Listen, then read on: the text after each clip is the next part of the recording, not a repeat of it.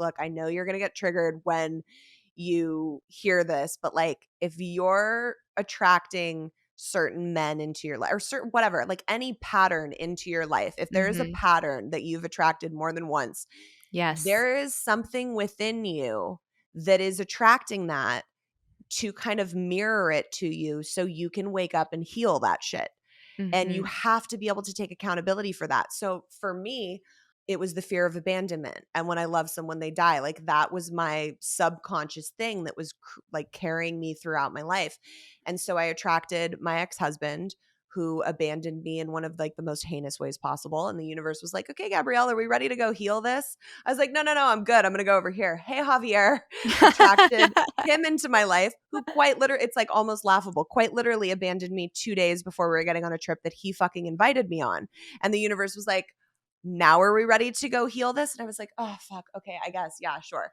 And it wasn't until I was able to really dig in and heal those abandonment wounds and start to switch that narrative within myself that I was going to be able to attract people who would never abandon me and show up in a different capacity, because I was the person that was manifesting subconsciously, obviously, all of these people into my life so that my brain would be like, see, we're right.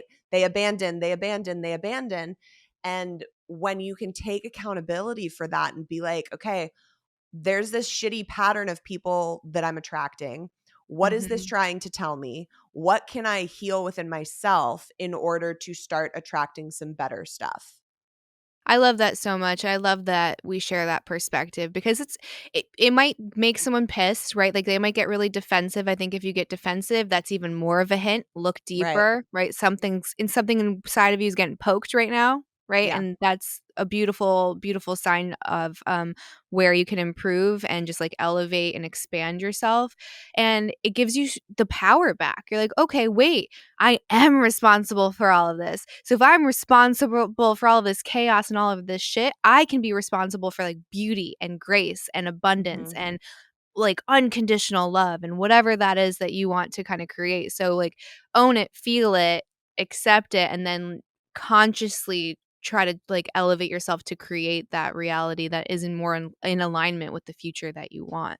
Yeah, absolutely. It's so important to use those things as kind of like an investigative tool. Like, okay, this shitty relationship happened. Instead of feeling like I wasted a year and a half of my life, like what was it trying to teach me and what can I take from this? I'm a Mhm. big believer in everything happens for a reason, but not like the toxic positivity, like it's fine, girl, everything happens for a reason, nothing's bad.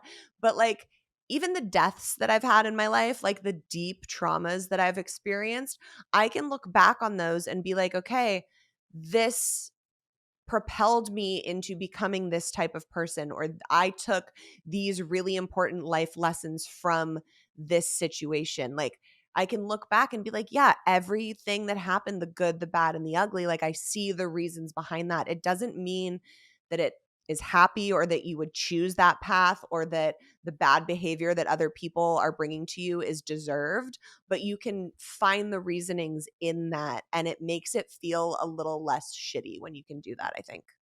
Mhm. Yeah, and it's a reality shift. It's like if you can look at something and find the gift in it, how much different is does everything look, feel, taste?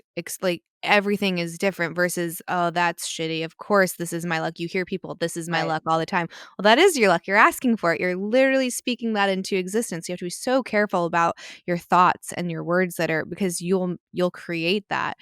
When it comes to, I guess, like shifting from the person that was terrified of abandonment, kind of unconsciously seeking out those relationships, and then kind of manifesting the thing that you didn't want to happen, and then becoming someone who now attracted your now husband and soon to be father of your baby.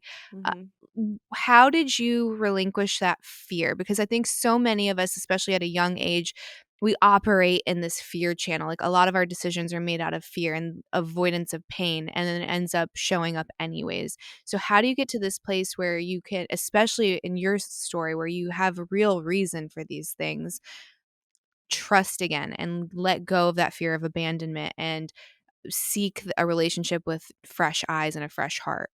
Yeah, that's such a good question, and it's such a complicated answer. But when I came back from Europe, I released the book, and everyone was like, "Oh my god, what the fuck happened after Europe?" And kind of, I say this lovingly, like berated me into being like, "We need a sequel." So I wrote the sequel a couple years later. It's called The Ridiculous Misadventures of a Single Girl. And it's a crazy whirlwind of like the 2 years after Europe, but that's where people will see me meet my now husband. And it was not an easy journey to getting to where we are now. There was a lot of back and forth. He came into my life when I was very unhealed and still very much fucked up from all of the divorce and the love bombing and the heartbreak. Like I was still in love with my ex. Like it was like a mess. And I was able to recognize that wall going up, which I've always been so good at keeping down, which was a new experience for me. And I was very conscious of the fact that I was running from something and that something felt like it was missing. What I ended up getting to was really being like, okay, first of all, what's missing is me.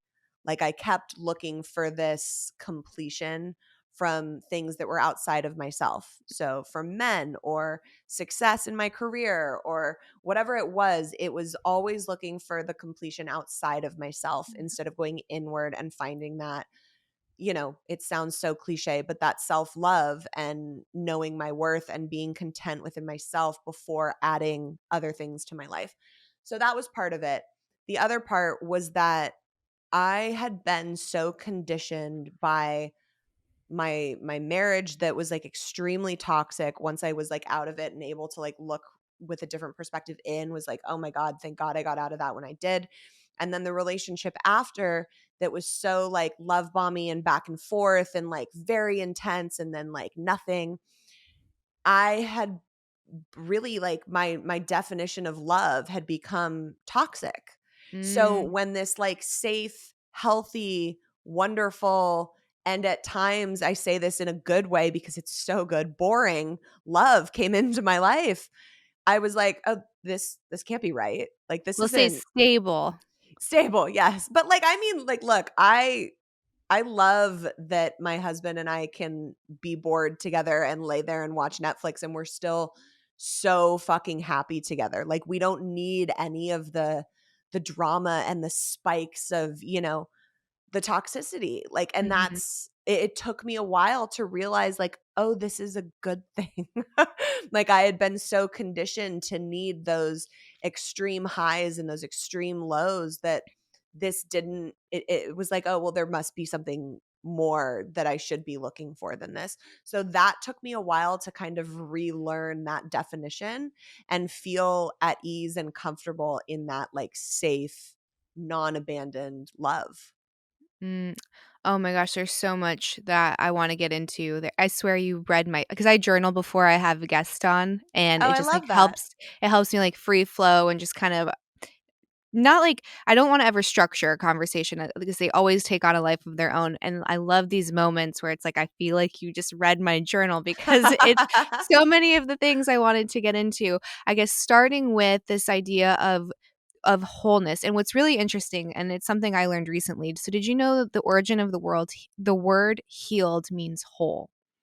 No, I didn't, but that makes So sense and that's beautiful. So I have this spiritual teacher, and he really is not a fan of the word healing as we use it today because he's like very particular with how he uses his words, like very intentional and goes back to the origin and like the fundamental meaning of it. So he's like, everyone is healed, everyone is whole. Like you are not fractured as a person. Like you are existing as a whole. Like you're alive. Right, right, You are healed, which is a really big shift in the way that you look at it because you do see people that kind of get caught up in this like healing culture and they're constantly healing and they identify with healing and they identify with their wounds and then in that cycle they will never be whole and they'll never be okay because almost that attachment to whatever that transgression or trauma was is more important than actually coming out the other side.